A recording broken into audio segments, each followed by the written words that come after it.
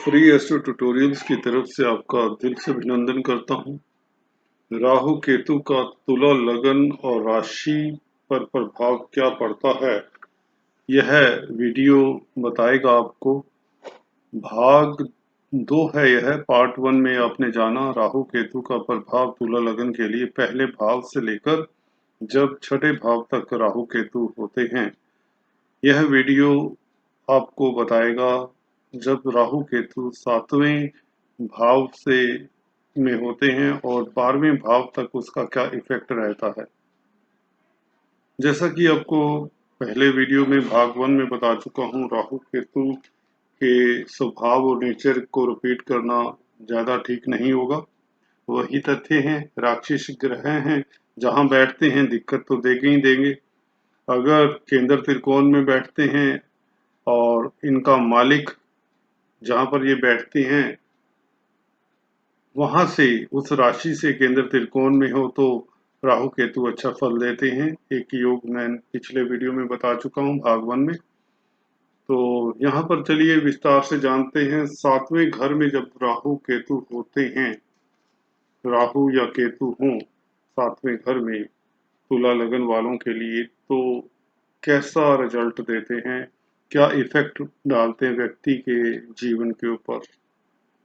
7वां भाव आप लोगों को विदित ही होगा, फिर भी जो मेरे नए स्टूडेंट्स बनते जा रहे हैं, जो बिगिनर्स हैं, उनके लिए बता दूं 7वां भाव होता है डेली आमदन का, आपके व्यापार का, आपकी मैरिज लाइफ का, और अदालती मसले भी कुछ हद तक यहाँ से देखे जाते हैं।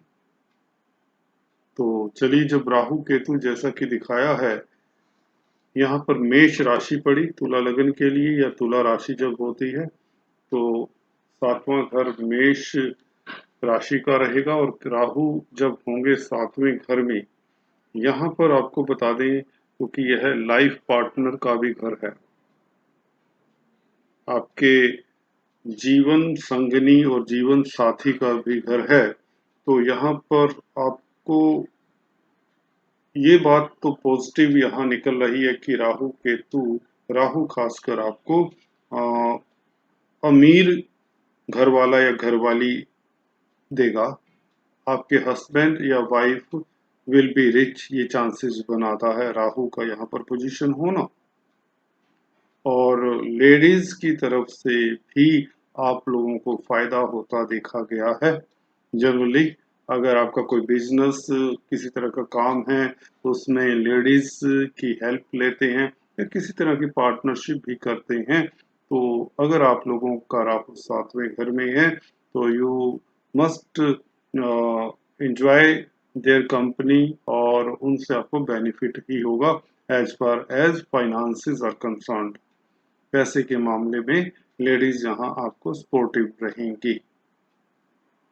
तो कुल मिलाकर डेली आमदन का घर है तो उसके लिए भी उत्तम ही साबित होगा। हाँ, यहाँ पर आप लोगों की जैसा कि राहु केतु की वो रहती है टेंडेंसी तुला लगन और तुला राशि के लिए, ये एनिमीज व्यक्ति को दे ही देते हैं। पर यहाँ पर राहु होने से आपके एनिमीज काफी कम होते हैं, उसमें कमी करते हैं। कहने का अभिप्राय, आप काफी मुस्तैदी से अपने व्यापार बिजनेस को, कंपटीटर्स को डील करते हैं और उनके साथ बनाने में आप सक्षम होते हैं, या कह लीजिए उन्हें आप डिप्लोमेसी से हैंडल करते हैं। तो वह दबे रहते हैं, आपके प्रभाव क्षेत्र में रहते हैं, आपकी बातों में आ जाते हैं, साफ कहें तो। केतु जब यहाँ पर होंगे तो केतु का स्वभाव कुछ और तरह का काम करेगा 7वें घर में। बिजनेस के जो कंपटीटर्स होते हैं वो आपको तंग कर सकते हैं। जब केतु यहाँ पर होगा, वो आपके साथ अंदर ही अंदर पीठ पीछे भले बैक बाइटिंग करें, एक दुश्मनी का रवैया रखें। और लाइफ पार्टनर का घर है, मैरिज लाइफ में भी उतार चढ़ाव देखा गया है, दिक्कतें दे ही देते हैं ये केतु भी, यहाँ पर कुछ ऐसा काम कर जाते हैं। और अगर आपके एनिमीज हों, केतु जब 7वें घर में हो तुला लगन तुला राशि के लिए, तो आप ये जानिए कि आपके एनिमीज की डिस्ट्रक्शन तय है, टोटल उसका क्या कहते हैं, सर्वनाश आप कर सकते हैं, वो हो जाता है, स्वतः भी हो सकता है, आपको करने की जरूरत नहीं है। तो एनिमीज आपसे पराजित होते हैं, पर होते हैं, इसका अभिप्राय ये निकलता है।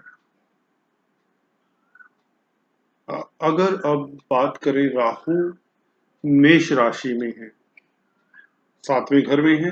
अगर मंगल इसका जो मालिक है, हम राजयोग की बात भी कर रहे हैं टाइटल में, तो किस भाव में और कब राजयोग देगा, यह टाइटल है, तो उसको हमें छूना पड़ेगा, उसे बताना पड़ेगा।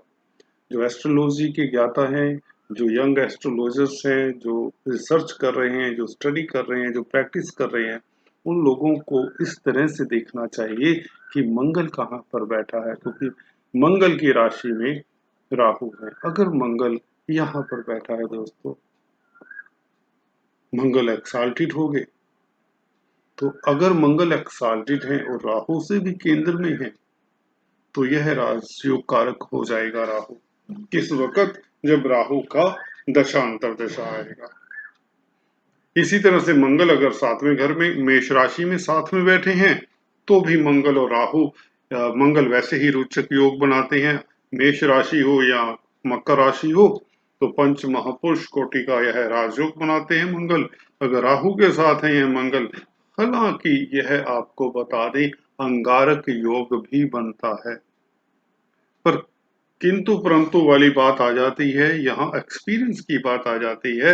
यहाँ पर अंगारक योग काम नहीं उतना करता, हालांकि व्यक्ति रैश होता है, टेम्परामेंट थोड़ा सा उसका फास्ट होता है, गुस्सीला स्वभाव कह लीजिए हो सकता है, क्योंकि यहाँ पर मंगल बैठकर वाणी के स्थान को देखेगा ना। मंगल की 8वीं दृष्टि यहाँ पर पड़ेगी वाणी के स्थान पर, तो यहाँ पर गर्म ग्रह की दृष्टि है, मंगल की दृष्टि है वाणी के स्थान पर, तो नेचुरली व्यक्ति गुस्से वाला हो सकता है, पर यह राजयोग बहुत अच्छा रहेगा। पंच महापुरुष राजयोग है, रोचक राजयोग है, राहु के साथ है, तो राहु की दशा हो, मंगल की दशा हो, खासकर राहु की दशा में व्यक्ति काफी तरक्की करता है। उसका बिजनेस फूड इंडस्ट्री में हो, खाने पीने की सामग्री में हो, डिफेंस रिलेटेड हो, व्यक्ति काफी प्रभाव क्षेत्र फैलता है, अथॉरिटी मिलती है, रिस्पॉन्सिबिलिटी मिलती है। मैरिज लाइफ में भी कोई खास दिक्कतें नहीं आती, ठीक ठाक निकल जाता है। अगर लेडीज की कुंडली हो तो बृहस्पति भी देख लेना चाहिए, बृहस्पति ठीक बैठे हैं तो मैरिज लाइफ भी, लाइफ पार्टनर रिच मिलता है, अच्छा मिलता है। तो इस तरह से हम 7वें भाव का कथन कर सकते हैं। अष्टम स्थान की बात करें दोस्तों, अष्टम स्थान में जो सॉरी, अष्टम स्थान में वृष राशि पड़ी। वृष राशि शुक्र की राशि है, यहाँ पर राहु मित्र की राशि में है, तो आपको लाइफ तो लंबी देंगे, आपकी उम्र काफी अच्छी होगी। और क्योंकि जैसे कि बताता आया हूं, और यहाँ पर शुक्र की राशि है, मित्र हैं राहु यहाँ पर, और उच्च जैसा फल देते हैं। कुछ एस्ट्रोलॉजर वृष राशि में राहु को उच्च का मानते हैं, तो यहाँ पर आपको गेन्स हो सकते हैं, वसीयत कोई छोड़ सकता है आपके नाम, लेगेसीज मिल सकती हैं, जो आपका कमाया हुआ धन नहीं, उसके अलावा भी आपको काफी मात्रा में धन मिल सकता है, बल्कि मिलता है अगर राहु का पीरियड आ जाए और राहु ऐसे में अष्टम स्थान में हो, तो यह योग तो बहुत उत्तम है। आपके रिलेटिव्स वगैरह आपके लिए कुछ ना कुछ छोड़ सकते हैं वसीयत के रूप में। अभी बात करें आपके केतु की अष्टम स्थान में, यहाँ पर केतु से बच के रहें, केतु नीच राशि में आ गए ना एक किस्म से, तो आपको चोरी इत्यादि से, चोरों से बचकर रहना चाहिए। और यहाँ पर केतु जो डेथ है ना, वो पीसफुल डेथ नहीं होती, एक्सीडेंटल डेथ हो सकती है। अगर दूसरे योग भी यहाँ पर केतु पाप प्रभाव में है खासकर तब, अदरवाइज इतना जरूरी नहीं होता। केतु का नक्षत्र देखना पड़ेगा, उसकी डिग्रीज देखनी पड़ेंगी, ठीक है। और तब हम ऐसे सडन एंड इत्यादि की वो कर सकते हैं, गारंटी दे सकते हैं। तो these factors you must know. वैसे यहाँ पर व्यक्ति चिंताजनक रहता है, कई तरह की चिंताएं उसे घेरी रहती हैं, भले वह लाइफ में करियर की बात हो, फाइनेंस की बात हो, हेल्थ की बात हो, या रिलेशंस की बात हो, फैमिली कुटुंब में आपस में ना बन पाना। तो इस तरह के जैसे दृष्टियां जाती हैं केतु की यहाँ पर बैठने से, केतु की 5वीं दृष्टि अगर देखें तो यहाँ पर पड़ी 1 2 3 4 5 12वें घर में, तो यह दृष्टि अच्छी नहीं है। लॉसेस करवाता केतु यहाँ पर, आइसोलेट करता सोसाइटी से, ठीक है। तो अभी बात करते हैं राहु केतु जब भाग्य स्थान में होंगे तो क्या करेंगे। यहाँ पर उच्च के हो जाते हैं, जेमिनी साइन है, और जेमिनी साइन अगर यहाँ पर राहु आ जाए तो बहुत अच्छा रहेगा, किस्मत बुलंदी पर रहेगी और हाईली क्वालिफाइड होगा व्यक्ति, क्योंकि ये है एजुकेशन का स्थान है 9वां घर। यहाँ पर साइंटिफिक एडवांसमेंट भी कर सकता है व्यक्ति, इंजीनियर हो सकता है, रिसर्चर हो सकता है, उच्च कोटि का विद्वान हो सकता है, वकील हो सकता है। और अगर वकील नहीं है तो अगर उसका कोई लॉ सूट है, अगर किस तरह के योग बनते हैं, तो यहाँ पर राहु उच्च का होगा तो वो लॉ सूट जीत जाएगा। और फॉरेन अफेयर्स का घर है, 9th हाउस से हम फॉरेन अफेयर्स भी देखते हैं, तो यहाँ पर लंबी यात्राएं करेगा। और यहाँ पर इंट्यूशन पावर बहुत तेज रहती है व्यक्ति की, प्रोफेटिक ड्रीम्स आते हैं ऐसे व्यक्ति को, वह अच्छी अच्छी क्या कहते हैं भविष्यवाणी कर सकता है जो सच जाती है। तो ऐसे व्यक्ति को एस्ट्रोलॉजी काफी सूट करती है, और कल्ट साइंसेस सूट करती हैं। हालांकि दूसरे प्लैनेट्स देखने पड़ेंगे, अगर उसके योग हैं तभी उसे इस लाइन में जाना चाहिए। केतु अगर यहाँ पर हो तो नीच के हो जाएंगे, और उसका इवन क्योंकि गॉड का घर है, यू नो यहाँ पर डेस्टिनी का घर है, किस्मत का घर है, तो गॉड के प्रति उसका विश्वास डाउटफुल सा रहेगा, परमात्मा के एग्जिस्टेंस के बारे में he will be confused person. कोई खास नहीं, मतलब कि भगवान के बारे में उसका कोई रुझान हो सकता, इतना। अगर दूसरे योग भी देखने पड़ेंगे। और जर्नीज वगैरह की बात करें, लंबी यात्राओं की बात करें, वो भी इसके लिए अच्छी नहीं होती, अनलक्की साबित होता है, क्योंकि भाग्य का स्थान है तो नीच का प्लेनेट हुआ। तो यहाँ पर तो इवन देखा गया व्यक्ति जेल भी चला जाता है अगर केतु के ऊपर शनि और मंगल का प्रभाव है, खासकर शनि का। तो व्यक्ति को इम्प्रिजनमेंट हो सकती है फॉरेन लैंड्स में, बाहरी स्थान में, क्योंकि 9th हाउस बाहरी स्थानों को डील करता है।